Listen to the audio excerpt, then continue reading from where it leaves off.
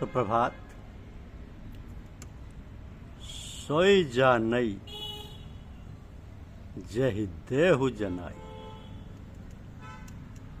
सोई जा नई जहि देहु जनाई।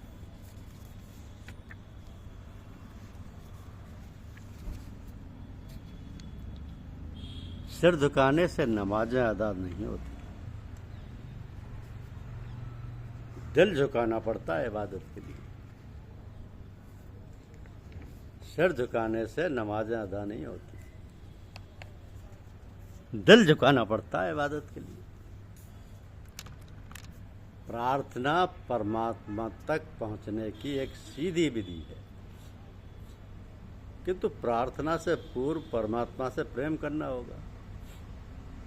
प्रेम हम उसी से कर पाते हैं जिसे हम जानते हैं, जिसके साथ हमारा हृदय का भावात्मक संबंध होता है,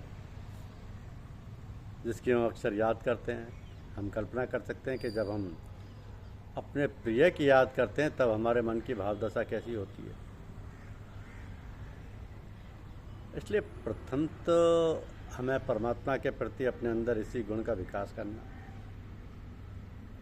अब ये गुण कैसे विकसित होगा, उसे हम ना तो जानते और ना ही उसके साथ भावात्मक संबंध हमने बनाया।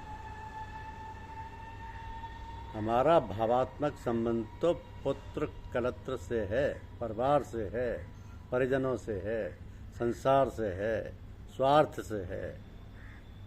तो परिवार और समाज से प्रेम करने का यहाँ विरोध नहीं किया जा रहा है। हम सभी के साथ अपने कर्तव्यों का प्रेमपूर्ण पालन करें और अपने अंदर सजग रहें कि ये सब केवल इसी जन्म की यात्रा के साथी हैं। परमात्मा के साथ तो हमारा संबंध जन्म से पहले का है, तो मृत्यु के बाद भी रहने वाला है।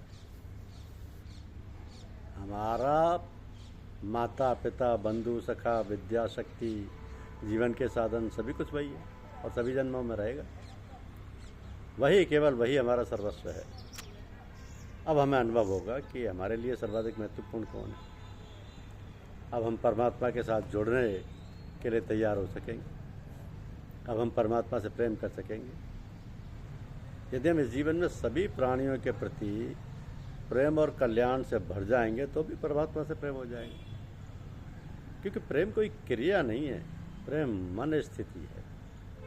वास्तविकता तो यह है कि प्रेम किया नहीं जाता, प्रेम में रहा जाता है। यदि हम प्रेम में रह रहे हैं तो परमात्मा के साथ भी प्रेम है। अब प्रेम, प्रार्थना, परमात्मा तीनों भाषा से परे।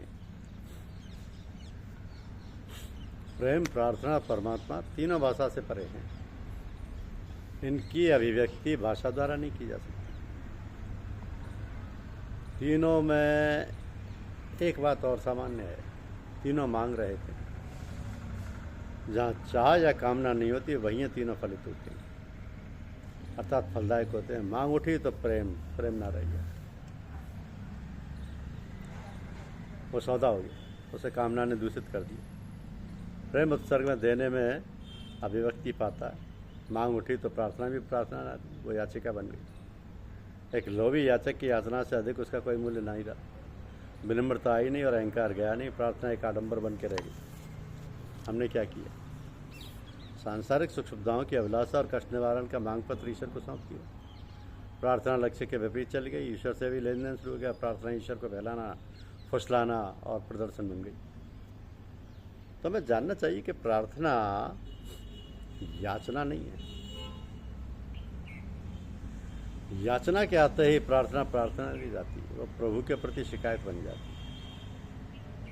अब हमारा मन विक्षोभ से भरा हुआ है, विक्षोभ से भरा हुआ मन हो जाता है, प्रकट में ही तो है प्रकट में। हमारे अचेतन में ये रहता है कि तूने मुझे ये नहीं दिया, वो नहीं दिया, तूने मुझे कितने कष्ट और दुख दिए, आदि आदि। तो प्रभु के निकट हमारी पात्रता स्पष्ट है। हमारे लिए जो और जितना उचित है वही हमें दिया जाता है। यह उनकी कृपा और न्याय है। हम अंदर निष्पक्ष रूप से झांक कर देखें कि हम कितने अविश्वास से भरे हुए लोग हैं। यदि हम प्रभु पर विश्वास करते हैं तो उनके न्याय विधान पर विश्वास क्यों नहीं करते? मांग कर हम उनके न्याय के प्रति अविश्वास प्रकट करते हैं। मांग प्रार्थना नहीं, शिकायत है। प्रार्थना से भगवान प्रसन्न नहीं होते। प्रार्थना हमें आनंदित करती है। सच्ची मांग रहित प्रार्थना से हमारे अंदर प्रसन्नता आती है। प्रार्थना कोई ऐसा गुणगान नहीं है जिससे भगवान की चापलूसी करके उन्हें मनाया या खुश किया जा सके। भगवान को ऐसा कुछ भी नहीं चाहिए। वह सदैव परम प्रसन्न है, पूर्ण प्रसन्न है। हमें ऐसा कुछ भी नहीं कर सकते कि वे और अधिक प्रसन्न हो जाएं। वे तो स्वयं आनंद रूप है। हमने उन्हें व्यक्ति रूप, हस्ती या पर्सनैलिटी मान लिया। ज्ञानियों के अनुभव रहस्यपूर्ण थे, अनिर्वचनीय थे और कथन से परे थे। वे अपने आनंद पूर्ण अनुभव को कहे बिना नहीं रह सके, कहे बिना रह भी नहीं सकते थे। वो अभिव्यक्ति की मानव सुलभ तृष्णा है। उन्होंने कहा, उनके कथन रहस्यपूर्ण हो गया, प्रतीकात्मक हो गया। हमारा ज्ञान उनका अर्थ नहीं समझ सका। हमने क्षीर सागर और कैलाश पर्वत का अर्थ नहीं समझा। हमने उनके रूप स्वरूप वर्णन का भी अर्थ नहीं समझा। वो इंद्रियातीत, निराकार, निर्गुण, विभु, असीम, सर्वज्ञ, सर्वोच्चल, हेतु की कृपालु, सच्चिदानंदन घन आदि प्रतीत ना होकर व्यक्ति लगने लगे। परमात्मा व्यक्ति नहीं, हमने सब वस्त्राभूषण तथा आयुधों एवं अनेक चिन्हों से सुसज्जित करके रत्न जटित स्वर्ण सिंहासन पर स्वर्ग में ऊंचे से ऊंचे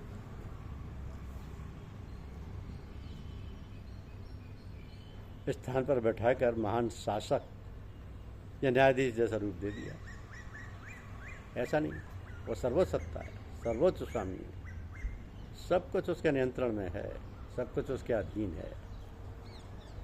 पर वह व्यक्तिगत रूप नहीं है, बस वो है। वो अस्तित्व और अस्तित्व का नियामक भी है। सब कुछ उसी की शक्ति से हो रहा है, पर वो कर कुछ भी नहीं रहा। गीता में भगवान कृष्ण अर्जुन से कहते हैं कि सब कुछ करता हुआ भी मुझे तू अकर्ता ही जान। वो परम अकर्ता है, किंतु ये भी सत्य है कि उनकी विद्यमानता से ही सब कुछ होता है। तो प्रार्थना से भगवान नहीं, हमारे अंदर परिवर्तन आता है।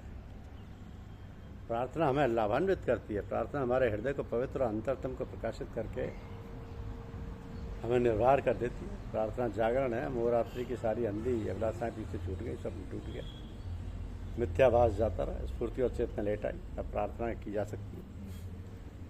इस प्रार्थना में भाषा का कोई प्रतिबंध नहीं, भाषा की आवश्यकता भी नहीं। प्रार्थना में स्वर मौन हो ही जाने चाहिए। प्रार्थना में पूर्ण समर्पण है। प्रार्थना प्रकृति और अस्तित्व के प्रति स्वीकार भाव से भर जाना है। प्रार्थना परमात्मा के प्रति पूर्ण कृतज्ञता से भर जाना है। प्रार्थना अपनी लघुता और सामर्थ्यहीनता को पहचान लेना है। ना मेरे किए हुए कुछ हुआ और ना मेरे किए हुए कुछ होता है। अब जो तू चाहे वही कर। इस भावबोध के साथ निष्ठापूर्वक विनम्रता से झुका देना ही प्रार्थना है। तो प्रेम ने जिस अहंकार को दलित द्राक्षा की भांति गला दिया था, उसी से प्रार्थना में व्यक्त दैन्य ब्रह्मता सरस बनकर प्रकट होती है। तो पहले अभ्यास करना होता है, फिर सब अपने आप होने लगता है। जैसे प्रेम कोई क्रिया नहीं थी, वैसे प्रार्थना भी कोई बाहरी क्रिया नहीं। दीपक भीतर जलाना है, ये ज्ञान का दीपक है। अगरबत्ती धूप भीतर जलानी है, पवित्रता की सुवास भीतर फैलानी है। अपने कर्तापन के अहंकार को चंदन की भांति भीतर ही घिस डालना है। अपने भीतर प्रेम के फूल को खिलाकर प्रभु के चरणों में चढ़ा देना है। आर्त स्वरों में भीतर ही आरती गा लेना है। कोई ऐसा बाहर भी करना चाहे तो करे, कोई आपत्ति नहीं, परंतु ये सब भीतर अवश्य करे। अजीम शायर कृष्ण बिहारी नूर सूफियाना अंदाज में कहते हैं कि दुनिया को सुनाने से भला फायदा है क्या? मैं तुझको पुकारूं तो बस तुझको सुनाई दे। ये प्रार्थना है। प्रार्थना करता अपनी दीनता तथा असहायता को स्वीकार करना। तेरा विधान सर्वोपरि है, तेरे किए ही सब होता है। अनुकूल प्रतिकूल हर स्थिति के लिए तेरा धन्यवाद। प्रार्थना शब्दात्मक नहीं भावात्मक होती है। अस्तित्व के प्रति विनम्र भाव से झुक जाना प्रार्थना है। कवि साहब कहते हैं, सूने मंदिर दिया जला के आसन से मत डोल रे तो पिया मिलेगी।